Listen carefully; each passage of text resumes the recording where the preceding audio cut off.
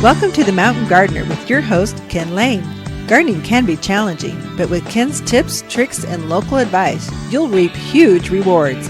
Now welcome your host, Ken Lane.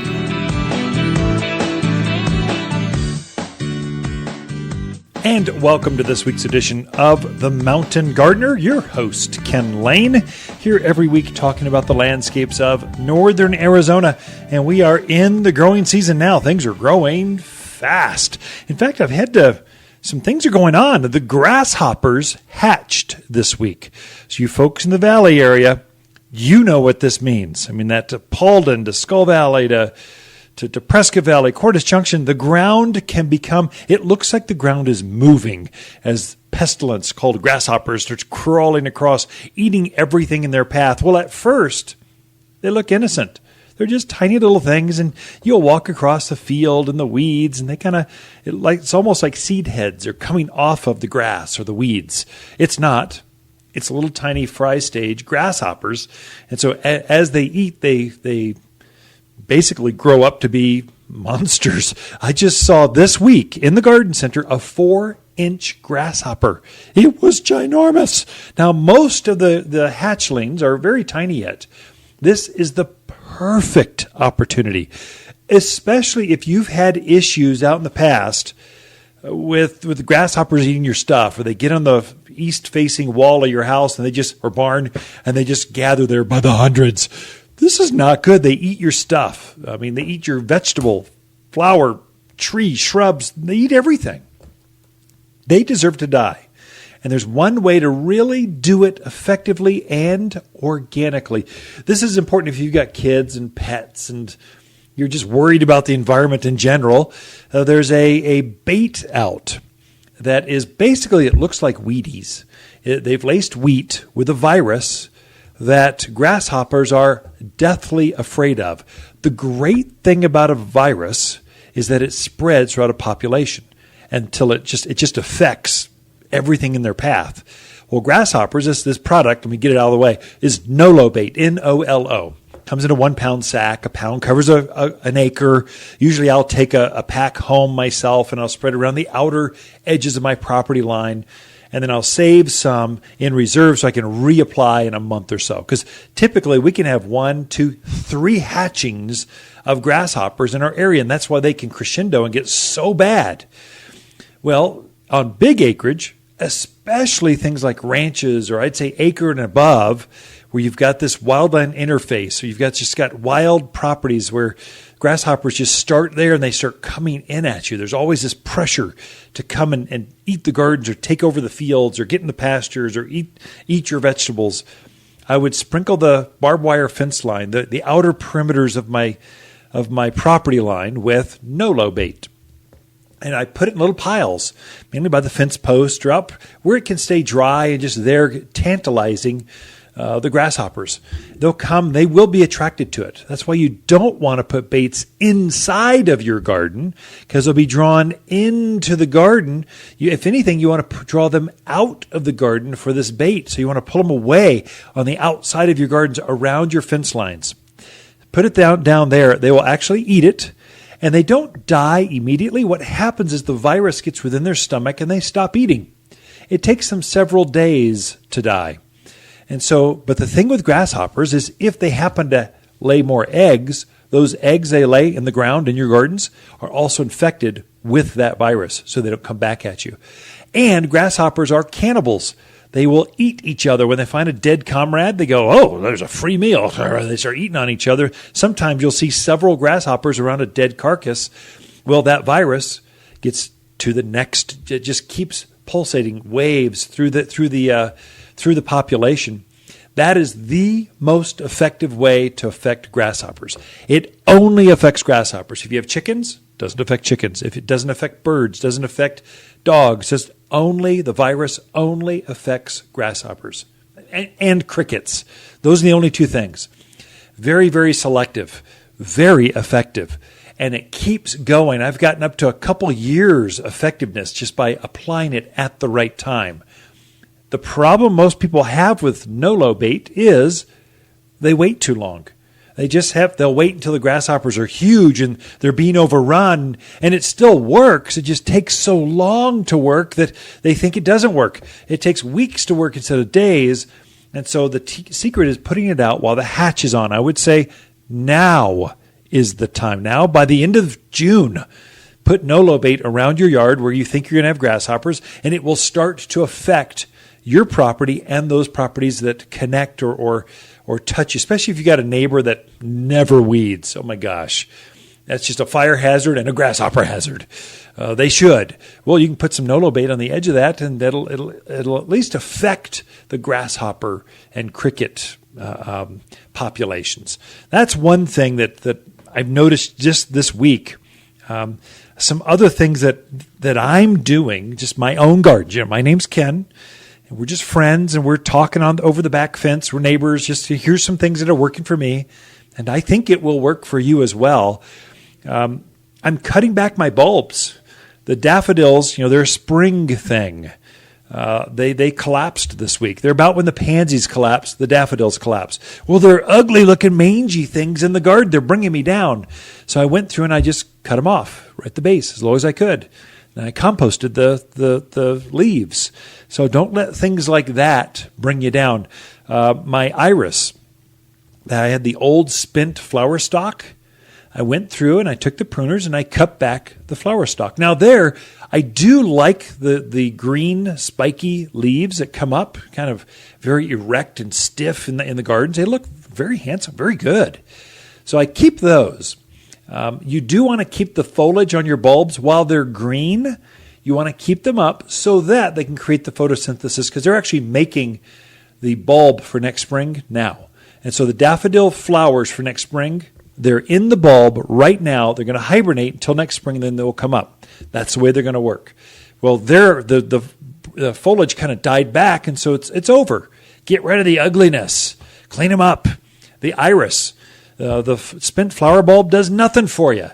Spent flower, cut that flower stem off, but leave the foliage intact. Tulips the same way. Hyacinth, crocus, all those guys.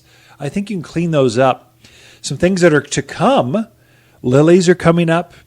Daylilies are really starting to look good. They're going to like the heat. These things love summer. So now's the time to plant a daylily. If you're going to add to your colors, they come in every color you can think of. Summer is the time that you want to plant a new perennial daylily. Your echinaceas, I would say as the flowers, mine just started blooming. They're a summer bloomer. They like summer. They wait until it's warm. Well, now's the time to plant a new echinacea or coneflower. But as that flower fades, what you can do is snip that thing off. It's called deadheading.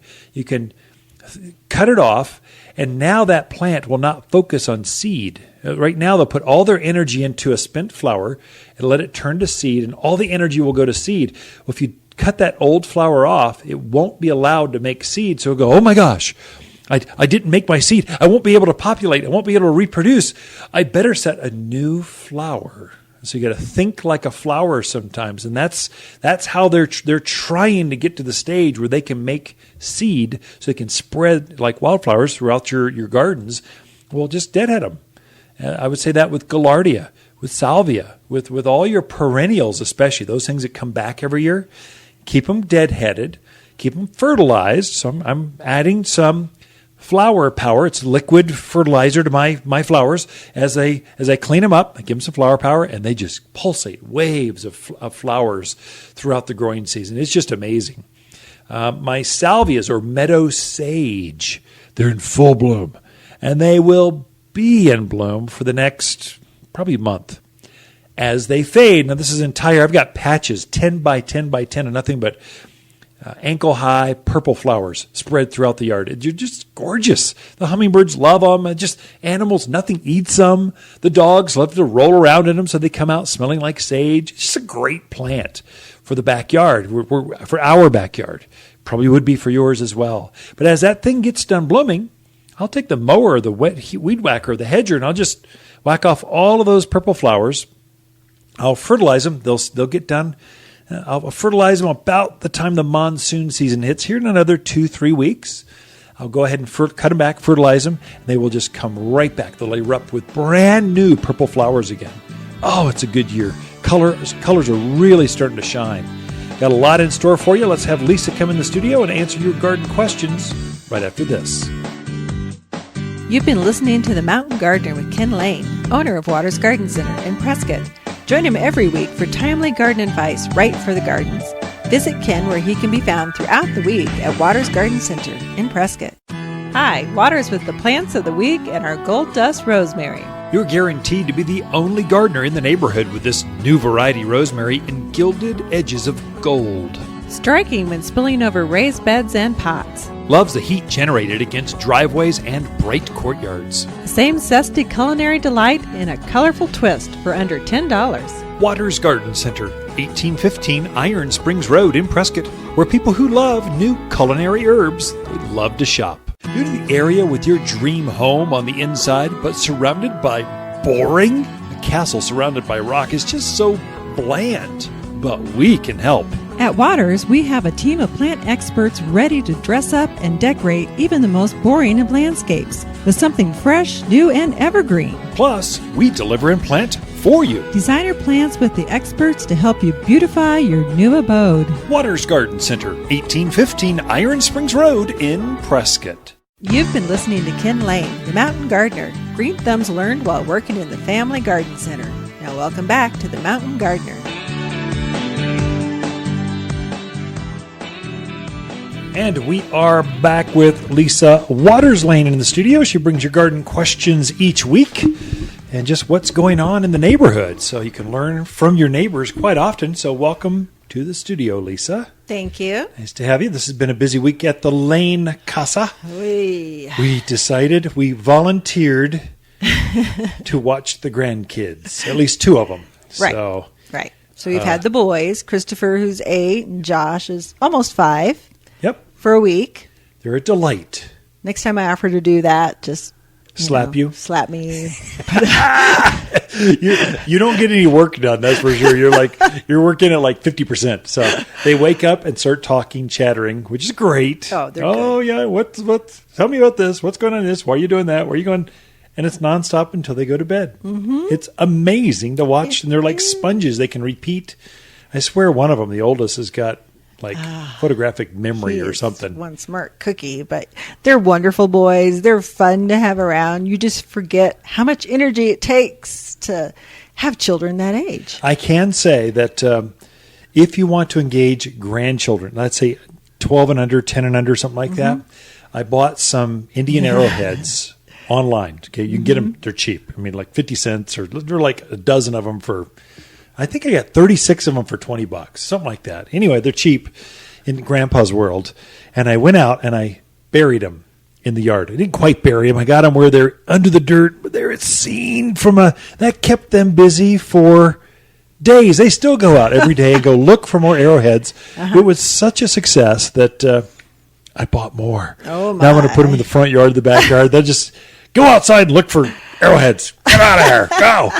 You can just totally cheating. They're not real arrowheads. They're not ancient. They're just, people make these things. You can get them online, eBay, but they love Amazon. Them. Oh, it was the greatest. They think they want to come back. Yeah. In fact, they were supposed to leave Wednesday. They decided stay till Saturday. Yeah. So we've had them a while. The other thing that they found while they were out there looking for arrowheads is tons and tons of snail shells. Oh, yeah. Empty ones.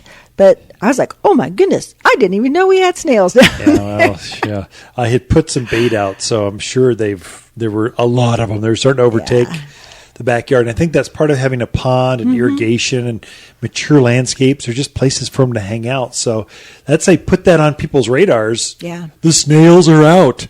If you're seeing holes in your leaves, it's probably not grasshoppers. It's almost assuredly snails and slugs because the grasshoppers just hatched this week. So that's from previous damage. Anyway, enough about our kids and our gardens. What about the garden questions? Sure. But you reminded me of something else I saw. A customer brought in a sample today of blister beetle.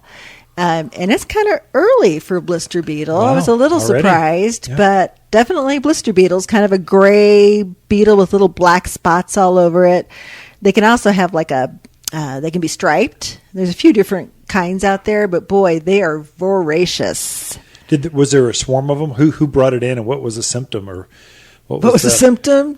A plant covered in bugs with no leaves on it. Oh, now. gotcha. Yeah. Okay, that is the symptom. Yeah, swarms of bugs. They always arrive in dozens, if not hundreds. Mm-hmm. They fly in mass all at once, and they'll strip desert broom, Spanish brooms, ash. I've seen them on. Just they love mimosas, Any desert butterfly willows, bush. yeah, They butterfly love bush. Butterfly bush. They'll get on anything, but they're very social. They do it all together, Yeah. strip it clean. There won't be a leaf left, and then fly off and do it to the next thing.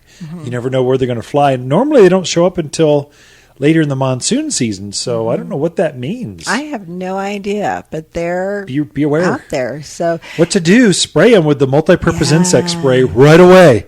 Because if you wait till this afternoon or till tomorrow, the leaves will be gone. There won't be a leaf left in your tomato, whatever it is. Spray them with the multi-purpose insect spray, and they'll literally start dropping.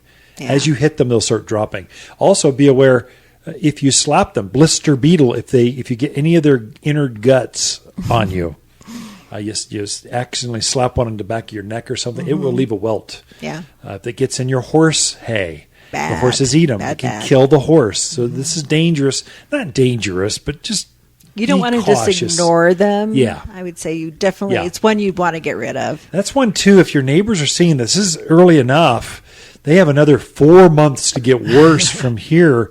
They'll just gain momentum.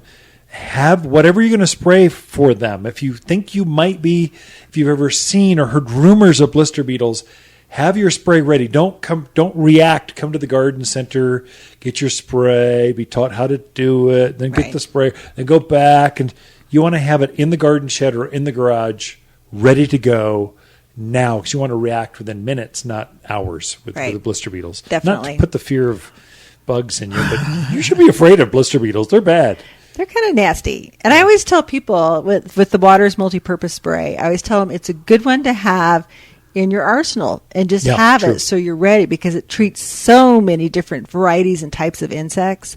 It's just a good one to have on hand because it does so much. We have 2 on a shelf at all times. In fact, I've got a bottle of both in the backyard, a bottle of both in the front yard, because we're on a grade.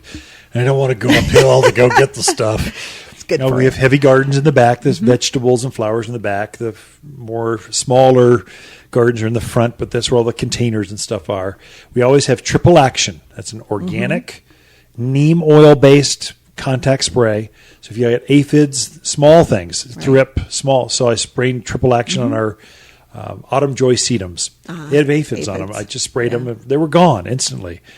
The multi-purpose insect spray, that's for bigger things, grasshoppers, blister beetles, leaf hoppers, the really infestations, white flies, the really difficult ones to control. You break out the big guns, that's multi-purpose. The triple action might knock them back or make them drunk for a little bit, but it's not going to kill them or get Right. rid of them. You need a better arsenal at that point. So triple action and multi-purpose insect spray. Yeah, good ones. Okay, our question, that was our public service announcements. Well, that was good. I didn't know that. I haven't seen them yet. I was surprised to see it too, but they're out there. But Tim has a question. He has a beautiful red hot poker that's gotten quite large. He would like to divide it. He wants to know, can he do it now, or is there a better time to do it? There's a better time to do it, and it would be fall. Winter is your best time. So right now they're still in bloom. So I would say enjoy the flowers. Don't cut on it. It's very easy to take a shovel, shove it right in the middle of it, and divide it.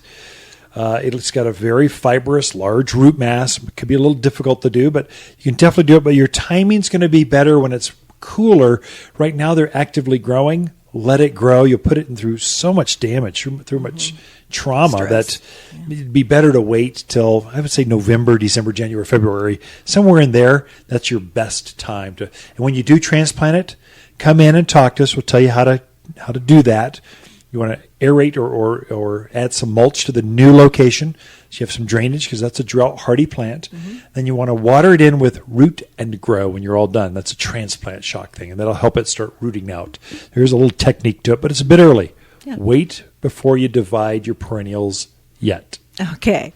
Next question is from Mandy. She has fruit trees that actually have some fruit growing on them. But she wants to know, does she need to increase the frequency or the amount of watering while they're producing that fruit? Okay, good. And then she also wanted to know about fertilizing. Should she fertilize? Yeah, so thin the fruits is the main thing right now. If you have a lot of fruits, they'll come in clusters like cherries, not so much cherries, peaches, apricots, nectarines, apples, pears. They come in these clusters of 3, 4, 5s. And there's not enough oomph from the root level to make all that fruit. So you generally want to thumb prune those off down to 1 or 2 of the strongest fruits. You'll look at a cluster of 5 apples, pears, peaches, whatever. You'll see 2 or 3 of them are obviously weaker. They're smaller. Pick those off. Don't put any energy into those, and all that extra sap and water and stuff will go into the remaining fruits. So that's how you get a big, juicy apple. That's one thing. Second, I would say not a lot of reason to fertilize right now, but the water is so important when they've got fruit on them. If the plant gets dry, the core of the plant will not become dry. It will either take it from the root level or it will take it from the fruits. The roots are the fruits. If you let that tree get dry, you'll sacrifice your fruit. So keep it moisture. I'd say deep water it once a week. That's good enough and good to go. So there you go. How to treat fruit trees in your yard. Be right back with more with Ken and Lisa Lane and the Mountain Gardeners.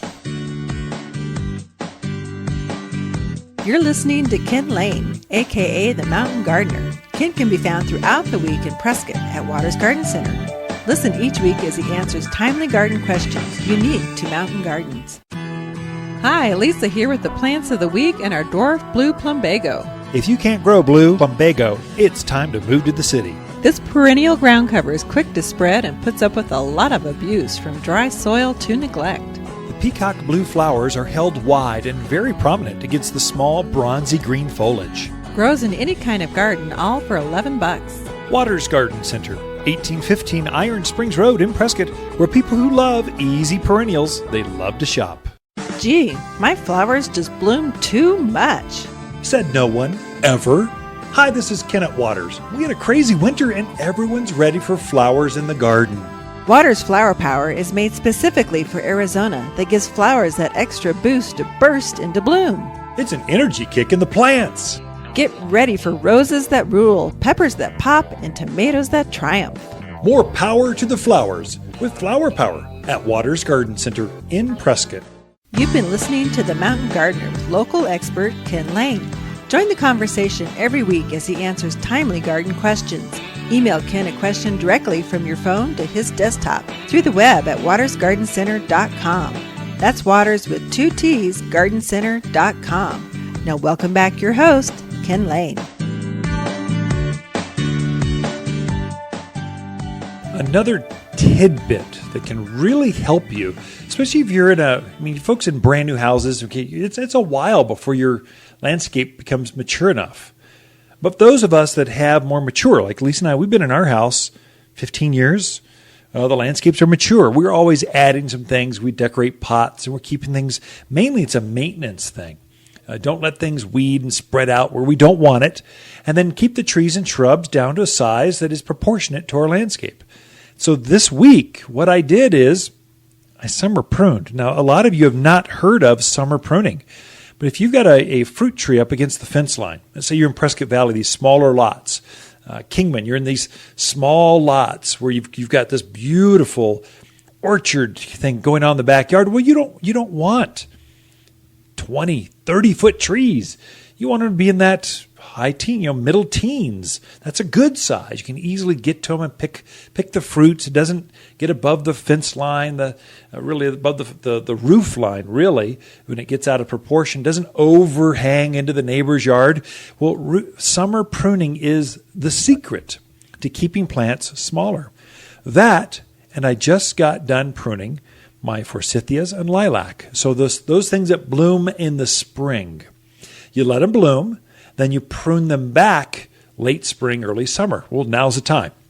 Then they will start to push more foliage, take on their shape, and then set next spring's flowers starting in the fall. So you want to prune back after they're done blooming. If you prune back the spring bloomers when you're pruning back everything else in the winter, January, February, March, if you prune back your lilacs and forsythia and quince and rhododendrons and azaleas, all these spring bloomers, well, you're cutting back the flowers. You're cutting off the flowers. The secret is pruning them just after they're done blooming, but before they start setting their buds for next year. Well, now is that time. So if you've got an overgrown, is way too tall lilac, they can go up to 12, 15 feet by themselves if left unchecked. Well, I pruned mine back. It's shading my office, my downstairs office, home office. I kept it back to where it's to size. It does its job, and then it doesn't get overgrown. It gets almost too thick where you feel like it's dangerous to go into that part of the yard. There could be snakes or gremlins or who knows, wild gnomes that come out and stab your ankles if you let it get too wild. Clean it up. Now's the time. The secret with summer pruning of fruit trees. Now, I just pruned back my peaches that were grown in pots. I've got containers. It cannot grow up to 20 feet tall. The container won't handle that. It'll blow over in the wind. It just looks out of proportion. It would look odd. I've picked the peaches. They're done. Then I went through and all that new growth, all the sucker growth, all that, you can tell where you pruned back last winter, it's got 2-3 feet worth of growth. I cut that back strategically, and it's okay to do that. The book says you can prune back up to 10% of the foliage mass whenever you want. Well, that's giving it a haircut. Well, now's the time to really keep that thing in check. And I don't think we teach summer pruning enough. I think that's what allows us to have larger, more heavier producing fruit trees, grapes, blueberries, blackberries, raspberries. I think we can have more of those in our backyard and really have a harvest. But we need to prune back in the summer to keep them in check. After the fruit has been picked, then you go ahead and cut them back. So I would say, really, that's a theme I just came up with in my head. When they're done fruiting or flowering, spring flowering plants, when they're done blooming, cut them back. When your fruit trees are done fruiting, cut them back. Get them back under control down to size. Your heavy pruning is done in the winter when you're shaping and getting the scaffolding just right. So when it loads up with fruit, it balances the weight within the structure better, and you can add light into the center. You're not doing all that work. You're just giving it a haircut. The suckers that grew out. Then I would say, when you're all done, fertilize it. In fact, anything that is stressed right now, anything that isn't leafy, it's yellow, it's wispy, it got damaged last winter with all that snow we had, things that you can tell when they're stressed out. They just don't look like the neighbor's trees. Give them right now, ASAP, humic, Humic, humic. Give them that. That's humic acid. It comes in a bag, 20-pound bag. It's very inexpensive. You spread it. It looks kind of like chocolate or mocha beans or something. Spread it around. It will help the plant force new roots. Before the monsoon hits, I would say by July 4th, go ahead and fertilize those plants as well, especially things that are stressed. You want to fertilize everything before the monsoon hits, but you really want to get that humic down before that. Get it where it's rooting right away. So put the humic on right now and put the all-purpose plant food, the 744 fertilizer down before the monsoons. The cottonseed meal, and that is the main ingredient. And it just helps plants green up, set a whole nother set of flowers or buds, especially things like crepe myrtles, Rosa Sharons. It's going to be a game changer. It'll really be, you can tell those that fertilized and those that didn't. Those are 2 bits of advice I can give you now. I guess 3. Summer pruning, humic for stressed things, and fertilize before the monsoons. Be right back. The Mountain Gardener, your source for timely garden advice right for higher elevations. Guaranteed to make a difference in your yard this season. Hi, Waters with the plants of the week and our gold dust rosemary. You're guaranteed to be the only gardener in the neighborhood with this new variety rosemary in gilded edges of gold. Striking when spilling over raised beds and pots. loves the heat generated against driveways and bright courtyards. The same zesty culinary delight in a colorful twist for under $10. Waters Garden Center, 1815 Iron Springs Road in Prescott, where people who love new culinary herbs, they love to shop. In a new place, it's difficult to know who to trust, how to get help at the house, and which nursery will simply do what they say they'll do. At Waters Garden Center, we're here to help, in the landscape at least. Our team of plant ambassadors know your neighborhood, the plants that add color, increase privacy, and add fragrance and beauty. And we can show you exactly how to plant locally, or we have teams to do all the work for you. We are Ken and Lisa Lane, and we guarantee our plants will live up to every promise here at Waters Garden Center. You're listening to The Mountain Gardener with local expert Ken Lane. Mountain gardening is very rewarding, with a few Ken's tips, tricks, and garden shortcuts sure to turn your thumbs even greener. Now welcome back to The Mountain Gardener.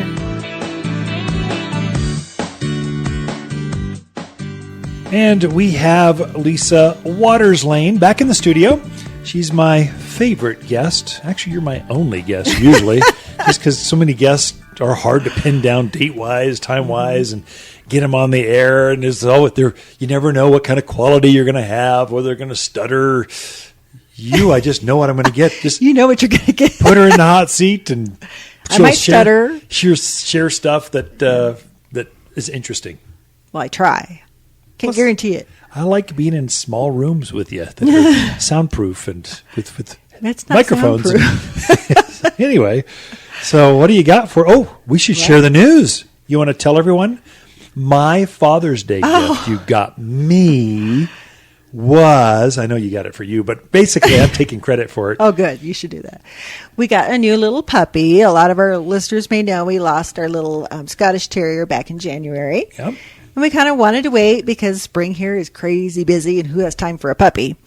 But we just got a puppy last week. Yeah. Saturday last and week. It was, Saturday night, Yeah. Literally Father's Day. We had a little miniature schnauzer puppy, 10 weeks old. Her name is Callie Ann. Yeah. And she is adorable. I have to say, she truly is adorable. People see her and they just, oh. I got to tell you, I was on DJ Phone's radio station. He's a local radio host, DJ. We're in the studio across town. I was responsible. You took the grandkids swimming. I was responsible for the dog. Yes. And if anything happens, I might as well just leave and move to Venezuela. I'd be better off. Well, okay, yeah. So anyway, I took her in her carrier to the station with my flowers. We're going to talk grapes for grades, garden classes coming up, and then plant tips. Right. An hour program with a guest. And so I'm taking my puppy into the studio, and I kind of knew the studio they're all dog lovers. Yeah. So I took her out, got through the gauntlet of the front door, rang the bell, got to the back, where all the secret rooms are for studios, and then opened up the crate and go, here's a new friend. This is Callie Ann. And the entire studio emptied out and said, "Whoa!" She even smells like puppy. 10 weeks old. She smells Axe. Still got that new like puppy smell about her. Yeah. When in the studio, she jumped out of her crate immediately, started chewing on microphone cords, then went to sleep, jumped back in her crate, and slept through the whole hour program. I don't know. Total puppy. Right. No, she is adorable. She is truly the smallest dog I've ever owned. Yeah. I walk around the house going, where is she? I don't want to step on her. Where is she at? Because she's very quiet, too. But cute. She's learning how to get along with Vincent. Vincent's not sure about the whole thing yet. Yeah. It's a Vincent's our 70-pound black dog with a 5-pound dog. It's just there's disproportionate. Yeah. But They'll get along. He's a very nice dog, very gentle dog, but he's just not sure what to do. You'll see both of them at the garden center quite often, so we will train Callie Ann to come in and greet customers. We'll get her a little vest when she grows into one. Little. She's not even big enough to have nothing. Collars, nothing. So it's kind of crazy. But we'll train. You'll see her here periodically as she matures. Vincent, you see pretty often anyway. Yeah. But anyway, that's the news. The big news at the Lane House. Very fun. Cute. Thank you for my Father's Day gift. One of them. You got another one, too. I did. I got from Van Gogh's Ear a beautiful table. This thing's a piece of art. It's ancient wood that someone resurrected from the dark and brought it up and polished it. It's gorgeous. I'll have it in front of my office. I found the paperwork on Thank that, you. by the way. I want to have it. It's like But it is a beautiful. piece of art. It's not furniture. It's a piece of art. Yeah, very nicely done. But, okay, so our topic this week, because I know you're going to ask me that next. So in my office, I have a window that faces the parking lot. Yep. Well, Ugly. right in Beautiful view. Well, it's kind of interesting what you see out there sometimes. But right now, we have a lot of our roses out True, there. yeah. And I kept seeing this one rose, this beautiful kind of orangey red rose. And I'm like, okay, I got to go see what that rose is because it is just so dynamic and so bright. So I went out to go see what it was, and it's called Smokin' Hot. Oh. Really pretty, kind of orangey, bright orangey red. And boy, does it sure stand out. It is. But while I was out there, I was going, by golly, we have a lot of nice roses left. And the roses have done so well this year. They're just, I guess the temperatures and the weathers have been great for them. Sometimes by this time of year, they can look a little, but they're gorgeous this year. They bloom nonstop. I mean, all the roses we have, except for a couple, there's some old-fashioned ones that we got to carry. You know, Lady Banks. Yeah. It's a tombstone rose. It's famous locally. It's thornless, evergreen, but it only blooms once in the spring. That's the only one that I can think of that only blooms once. The rest of them, Bruner? they're endless. They're like waves of continual bloomers or repeat bloomers. Right. Bloom with this huge flush of growth and then take a rest. Then bloom with some more. And they'll always have some flowers, but they put on these big flushes of growth several times of the year. And that's a repeat blooming rose. Right. Actually, most roses are like that. And they do so well here in our climate. They really, really do. With the amount of sun that we get and the heat, they just flourish here. They're a summer lover. I mean, nothing blooms or shows as much color as a rose. I mean, lilacs are great in the spring, but then they're kind of just this big green shrub. Forsythia are great in the spring, but then they're just like this big shrub. Rosa Sharon's stunning, but it's been green, green, green, green. It will be blooming here in just a moment, and then it will be green again, and then it will fall colors, gold. It just doesn't have that same repeat blooming color nonstop. Yeah. So I walked around out there, and I took a note of some of the ones that just really caught my eye because they're unique and different. So there's one out there called Life of the Party. It's a floribunda rose, so it blooms in clusters, and it almost reminded me of a Joseph's coat where it has the multiple colors, the pink, the yellow, but the flowers on it were much bigger than a Joseph coat get, more fuller as well.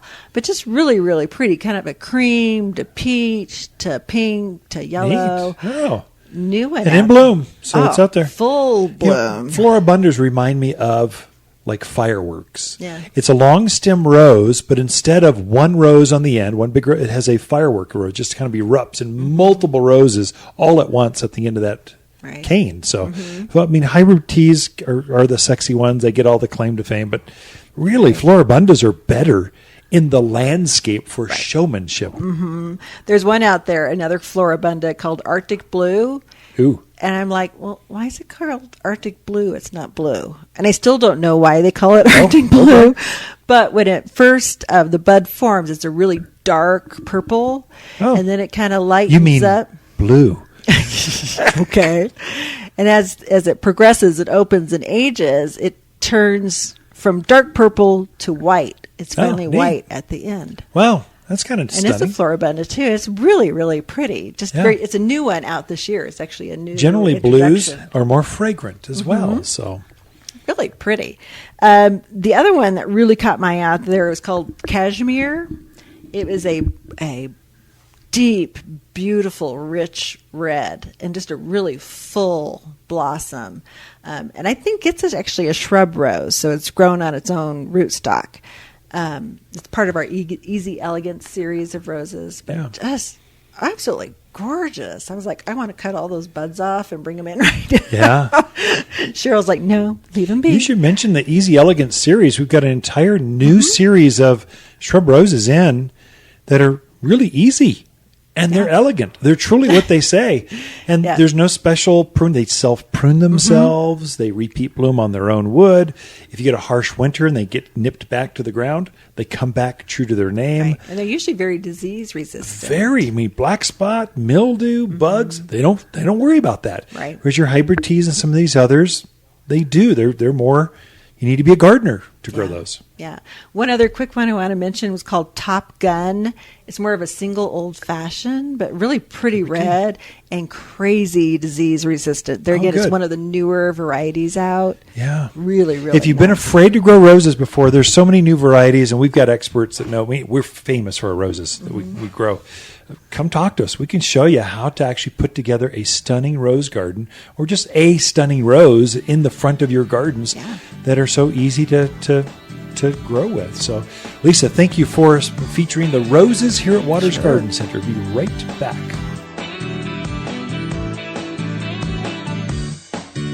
Look for more tips, tricks, and garden shortcuts through Ken's website. Podcast the show, read his weekly garden column, or follow him on Facebook and Instagram at watersgardencenter.com. That's Waters with 2 T's, gardencenter.com. New to the area with your dream home on the inside, but surrounded by boring? A castle surrounded by rock is just so bland, but we can help. At Waters, we have a team of plant experts ready to dress up and decorate even the most boring of landscapes with something fresh, new, and evergreen. Plus, we deliver and plant for you. Designer plants with the experts to help you beautify your new abode. Waters Garden Center, 1815 Iron Springs Road in Prescott. Hi, Lisa here with the plants of the week and our dwarf blue plumbago. If you can't grow blue plumbago, it's time to move to the city. This perennial ground cover is quick to spread and puts up with a lot of abuse from dry soil to neglect. The peacock blue flowers are held wide and very prominent against the small bronzy green foliage. Grows in any kind of garden, all for $11. Waters Garden Center, 1815 Iron Springs Road in Prescott, where people who love easy perennials, they love to shop. Welcome to the Mountain Gardener with Ken Lane. Gardening in the mountains is different. Listen to Ken's tips, tricks, and garden shortcuts guaranteed to make your gardens more beautiful than ever this year. Now for better advice that works locally, welcome your host, Ken Lane. Now, this is such a good time to be adding, if you want some edible plants in the yard, blackberries, raspberries, blueberries, currants, gooseberries, grapes, fruit trees. I mean, this is a very, very good time to be adding those into the yard, into the landscape, into your gardens. And so my grapes have been going. They've put on probably 4 or 5 feet of growth just in the last month. It's amazing how fast they're growing. They love this summer heat. They were struggling with all that cold. They don't like cool soil. They like the soil to be warm. Then they start taking off. It's truly a Mediterranean plant. It likes the heat. And so now's a time when you really want to plant a grape. This is the time when you want to plant a new grapevine, whether it's a wine grape or an edible table grape, a Thompson seedless, a Candace, or whatever it is, greens, reds, whatever grape. Now's the time. The other little secret I can give you with grapes, it's just what I'm doing with mine. I fertilize them real heavy in the spring of the year, trying to get them to wake up early. It was to no help because it was just so cold through May. It just didn't make any difference. I guess it did. When it warmed up, they really started pushing growth now. Now, I'm not going to fertilize them very much now. I want them to slow down. So I want to hold them back. And so there, I'll force them to, I'll kind of nitrogen starve them until they start setting those grape clusters. And then I can go ahead and fertilize them again. But that's a little insider tip that it can help you with. So many times folks add too much manures and nitrogen to their grapes, and they get all this tremendous growth, but they don't get the fruit set that they really want, or the clusters are very small. The secret is as they elongate, and they've got all this foliage, then nitrogen starve them. So don't feed them high, especially chemical-based fertilizers. 2100, it's all nitrogen. Oh my gosh, you're going to get so much growth. It's going to blow your mind, and no grapes whatsoever. So if you do fertilize them, give them a low nitrogen type of fertilizer. That's one tip I can give you. Second, Your blackberries and raspberries are growing equally as fast. That does not pertain to them. They actually appreciate fertilizer. They like the all-purpose, the cottonseed meal, the bird guanos. They love all that fertilizer because that new cane, that brand new arching cane coming out of a new blackberry patch or raspberry canes, those are what are going to produce the fruits, but mainly next year. So you want to get that cane as long as you can. Whether it's a thornless blackberry, a Cadbury thornless raspberry, whatever it is, get that growth as long as you can, because all up and down that cane will be covered in berries next year.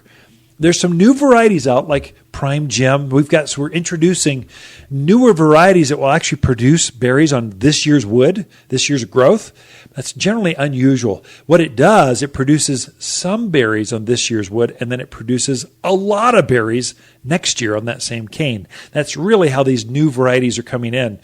I guess the point being, fertilize your berries, not your grapes right now. Okay, there's bottom line. There's the nutshell. And then now's a good time. This is your best time. It's better to plant grapes and berries now while it's warm. They prefer it when the soil is warm. You'll get better growth, better take. The exception would be, well, not the exception. It's a good time to plant blueberries, but they are more eccentric. They're more difficult. It takes a gardener to grow blueberries. Now, you folks in the Midwest go, well, they grew wild where we were at, up and down along the roadside. We just go and pick blueberries. Well, you're not in Kansas anymore, Toto. This is not the way it plays out here. Blueberries do not like dry. They don't like dry soil. They don't like dry air. They don't like alkaline water or alkaline soils. Well, they don't like wind. Those are all the things we have.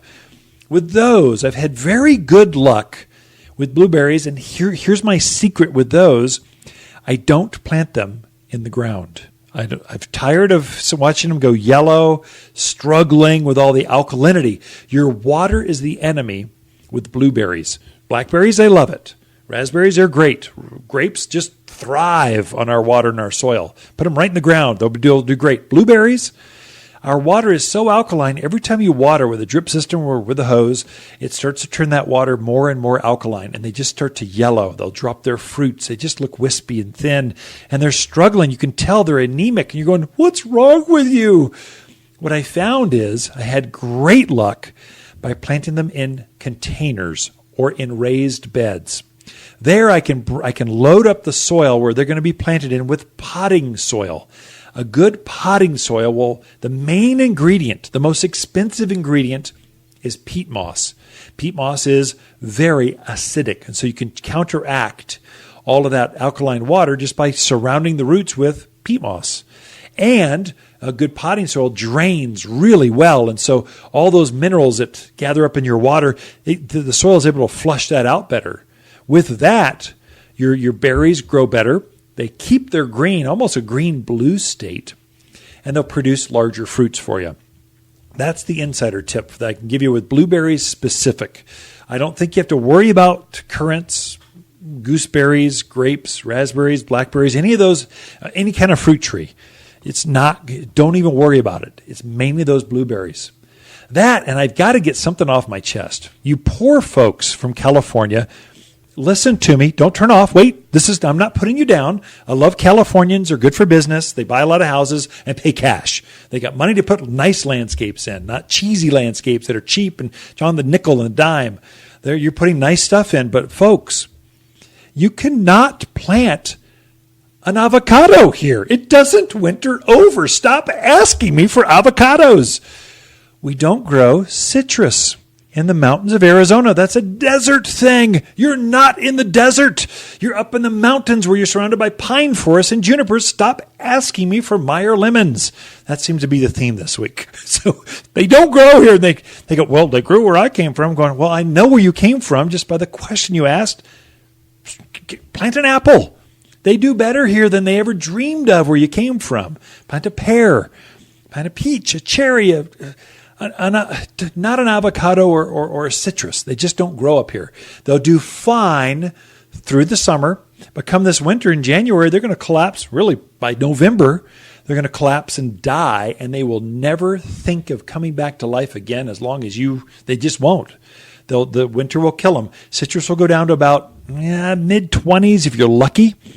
By high 20s, they're starting to really suffer. By low 20s, they are officially dead. Well, we got down to single digits in the mountains. Most of the mountain regions, and this is even you folks in Payson, Kingman, Cordes Junction, I'd say Camp Verde, Cottonwood, Sedona, you don't grow citrus. It just gets too cold for all of us. Once you get up above 2,500 feet, it's going to get too cold. Well, that's most of us. And so just realize where you're at and what's going to produce better. That's where you really want to tour the garden center. You want to physically, don't shoot an email because you'll get some short, curt answer going, too lazy to get off their desk to even ask the right question. So usually I'll be real short. Yes, we've got those. Grow peaches, donk. And I'll shoot it off, visit for more. And then I've got 20 different varieties of peaches. Come on. You want to walk the line and tour it and see. That's especially trees. Those you really want to, a tree is typically, our trees at Waters Garden Center, they're all of fruiting age. They're on average 7 to 15 years old. They will all fruit right in the racks. Well, you've put 10 years of energy into this tree to get it to grow. You don't want to buy a dog-legged or broken branched or something curled. You want it to be a nice, straight, thick trunk, nice scaffolding and branching to it. You really want to put the energy and your money into your trees. You don't want to give that off to your landscaper or your gardener. You want to go with them, or you want to go hand pick it yourself. They go, my gardener will be by to pick it up, on Thursday. You want to handpick your trees. Shrubs, less care doesn't matter as much. But a shrub, a really handsome, good-looking, full shrub, still that's only 3-4 years old. A really young shrub, the cheap shrubs are just this year.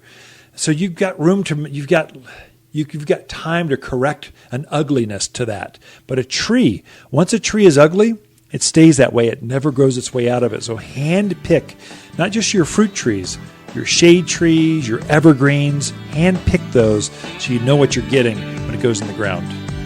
Be right back.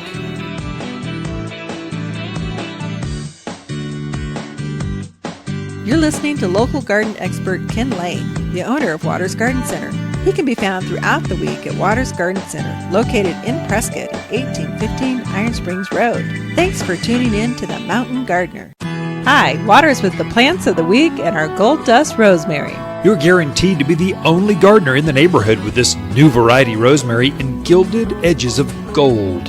Striking when spilling over raised beds and pots. Loves the heat generated against driveways and bright courtyards. Same zesty culinary delight in a colorful twist for under $10. Waters Garden Center, 1815 Iron Springs Road in Prescott, where people who love new culinary herbs, they love to shop. Hi, Lisa here with the plants of the week and our dwarf blue plumbago. If you can't grow blue plumbago, it's time to move to the city. This perennial ground cover is quick to spread and puts up with a lot of abuse, from dry soil to neglect. The peacock blue flowers are held wide and very prominent against the small bronzy green foliage. Grows in any kind of garden, all for $11. Waters Garden Center, 1815 Iron Springs Road in Prescott, where people who love easy perennials, they love to shop. You've tuned in to The Mountain Gardener with local garden expert Ken Lane. Join him each week as he answers timely garden questions that are sure to make a difference in your gardens. Now welcome your host, Ken Lane. Okay, I probably blew it last segment. I apologize. I did not mean, I got on my soapbox and got a little riled from this week's customers coming in, asking silly questions sometimes, but I didn't mean to put Californians down. It's not just you all. I find East Coast folks, I can put them down too. They want their mountain landscape to look East Coast like. I mean, more boxwood, some of those like Weigelia, they don't like the sun like they did back there. Japanese maples, they don't like the full sun. They did back there. They don't like it here. They like the shade. So you really want to do some homework, and you want to verify where you're getting your information from. If you just check Google, well, that's a great source, but not from New York City. It's better to find a local gardener, local blogger, someone that's doing gardening here that's actually sharing information here. Hopefully that's why you're tuned into this show. So we're sharing, this is local Arizona garden tips, the mountains, high elevations. These are my garden tips. This is what I'm doing in my gardens myself. I'm just sharing those.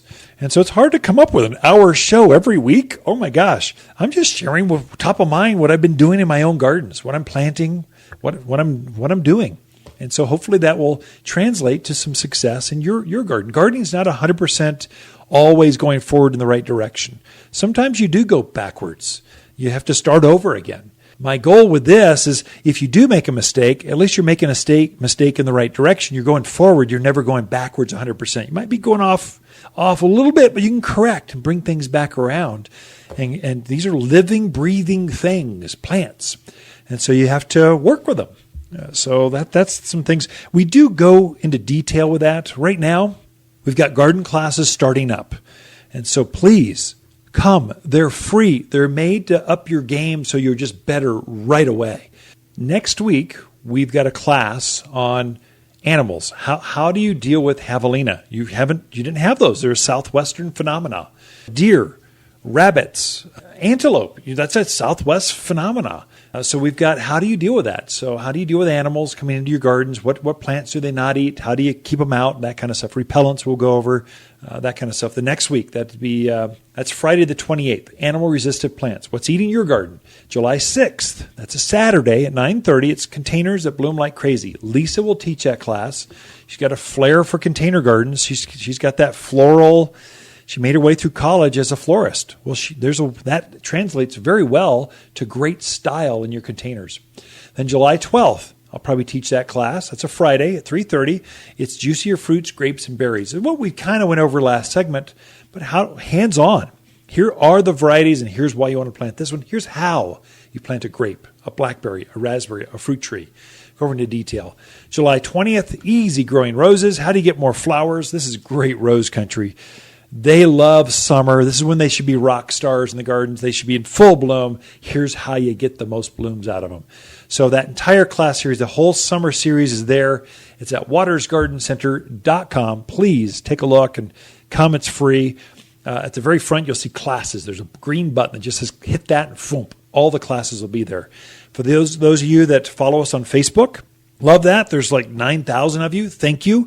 Please follow us. We post those. This week we've been posting the latest, gardening for newcomers. That class schedule is just solidified. It's there. It's under events. So the tabs, you folks that know how to use Facebook, there's events tab. That's where all the things that are happening.